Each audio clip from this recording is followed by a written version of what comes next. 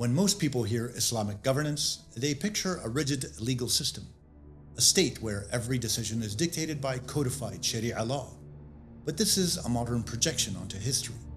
The reality of early Islam, the first 3 centuries, roughly 632 to 900, was strikingly different.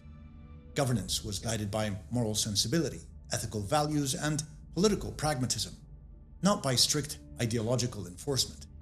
Leaders relied on religion as a moral compass, yet practical realities, political necessity, and social cohesion often guided their decisions. The caliphs were neither monarchs nor priests. They were leaders tasked with preserving unity, justice, and stability in an empire that stretched from the deserts of Arabia to the cities of Mesopotamia and beyond. Their example reveals an ethically grounded, flexible, and pragmatic model of governance, one often lost in modern debates about Sharia and Islamic politics.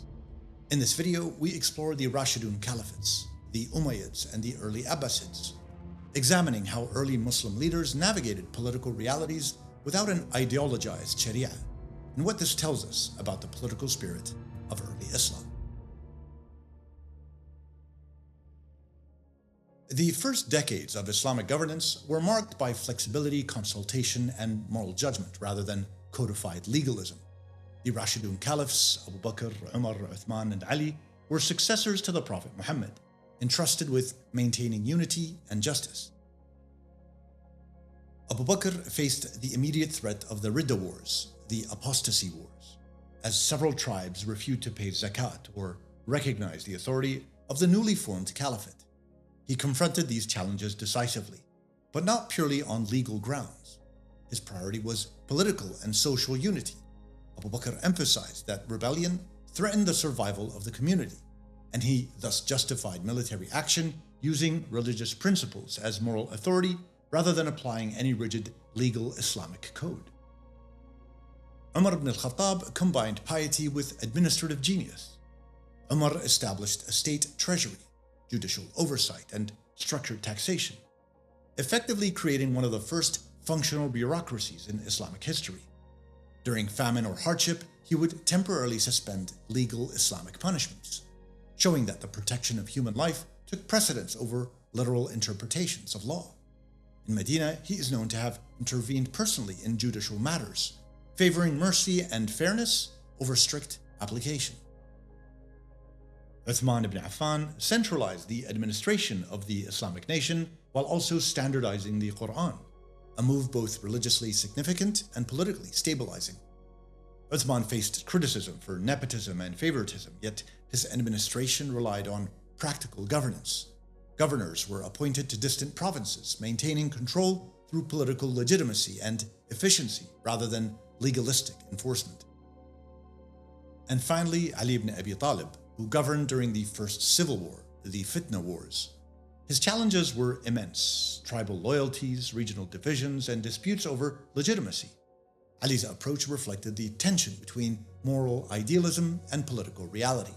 While upholding justice and piety, he often had to negotiate with powerful factions and regional leaders, demonstrating the flexibility and pragmatism inherent in early Islamic governance.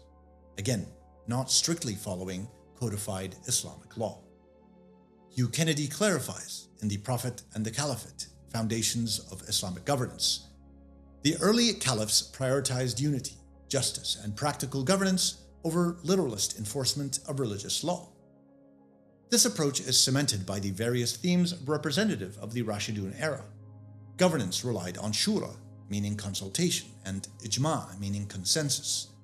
Decisions were context-driven, guided by ethics and social realities rather than rigid Islamic law. Moral authority often outweighed legal formalism, showing that religion served as a compass, not a codebook. After the Rashidun Caliphs, the Umayyads inherited an empire stretching from Spain to Central Asia. Governing such diversity required pragmatism over legal ideology. The Umayyads relied on tribal structures, administrative expertise, and urf, meaning local customs. While religion provided moral legitimacy, the caliphs rarely imposed uniform legal standards. Non-Muslim communities were organized under the dhimmi system, retaining autonomy over personal law, religion, and local administration while paying tribute to the state. This system reflected a practical approach to governance, balancing Islamic principles with the realities of diversity. The Umayyads were sometimes criticized for extravagance or worldliness, but their flexibility was a strength. Tax collection, military organization, and urban administration required adaptations to local contexts. Governors exercised discretion in law enforcement, often prioritizing peace and stability over rigid Sharia. Ira Lapidus, in his History of Islamic Societies, explains how early Islamic governance often prioritized political cohesion and stability over codified law, blending ethics with pragmatism in the administration of a diverse empire. One telling example involves taxation in Egypt. The Umayyads maintained the pre-Islamic Diwan system, collecting land taxes in a manner compatible with existing structures. They did not impose new Sharia-based economic codes on the population. Rather, they adapted Islamic principles to fit the complex socio-economic realities of the empire by applying ethics and moral legitimacy as guided governance more than the application of literal law, being conscious of local customs and social pragmatism in shaping policy, and with religious principles providing a moral compass for decision-making. The Abbasids brought a more formalized approach to governance and scholarship. This era saw the rise of the ulama, scholars, and the qadis, the judges, and thus an early codification of legal practice began. Yet even as legal consciousness grew, the caliph retained supreme authority. Qadis could interpret law, but ultimate decision-making rested with the caliph, reflecting the continuing dominance of pragmatic governance over ideological enforcement.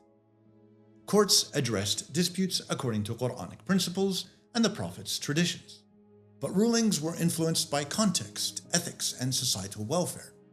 Punishments were moderated when circumstances demanded, and governance remained responsive to practical realities, not abstract legal theory.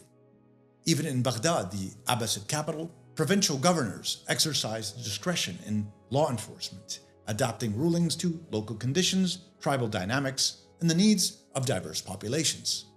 Sharia was becoming a tool for guidance, but not yet a rigid ideology. Wa'il Halaq, in his book Sharia Theory, Practice, Transformations, writes, "In the early centuries of Islam, law served as a guide rather than a rigid template, with moral and social sensibilities shaping practical governance. Thus, in this era, emerging legal structures provided ethical guidance rather than ideological control. Governance remained flexible and context-driven, and the interplay of ethics, morality, and practical politics continued to define administration." Across all 3 centuries, consultation was a cornerstone of governance. The caliphs rarely acted in isolation. They sought guidance from advisors, tribal leaders, scholars, and community representatives. This participatory model ensured decisions were rooted in both ethical reasoning and political prudence. Ethical flexibility was another defining feature. Legal prescriptions were adapted to protect life, maintain social cohesion, and prevent injustice. For instance, in Medina, Umar ibn al-Khattab occasionally overruled local judicial rulings when strict enforcement would result in harm, emphasizing that the spirit of justice outweighed the letter of the law. Similarly, non-Muslim communities under the Dhimmi system retained autonomy in matters of religion and personal law, yet contributed to the state through tribute. Even military and fiscal policies reflected this principle. Taxation was often adjusted to avoid overburdening communities, and military conscription considered local capacities and tribal alliances. In essence, early Islamic governance blended moral sensibility, practical wisdom, and consultation, creating a model where law was a guide, not a master, and governance remained responsive to human and social realities. The ideologized codified Sharia, most often associated with modern Islamic states, is largely a later historical development, only emerging fully after the consolidation of the 4 Sunni madhabs and institutionalization of qadis, the judges. In the first 3 centuries, legal theory was fluid, interpretive, and pragmatic.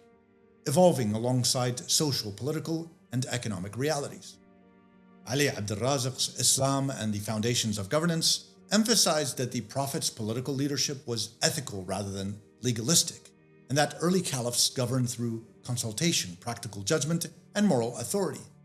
Legal scholars of the early Abbasid period were beginning to systemize jurisprudence, but their work did not yet dictate political authority. Even the Quran itself offers broad principles, justice, fairness, consultation, rather than a rigid blueprint for governance. Early caliphs balanced these principles with practical administration, showing that Sharia, in its embryonic form, was moral guidance rather than a strict ideological framework.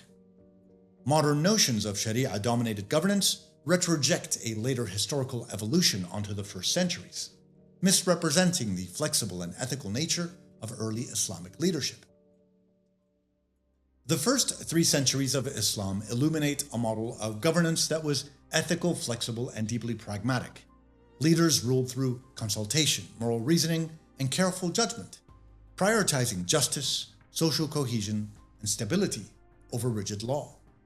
Religion served as a compass for moral authority, not as a codified blueprint.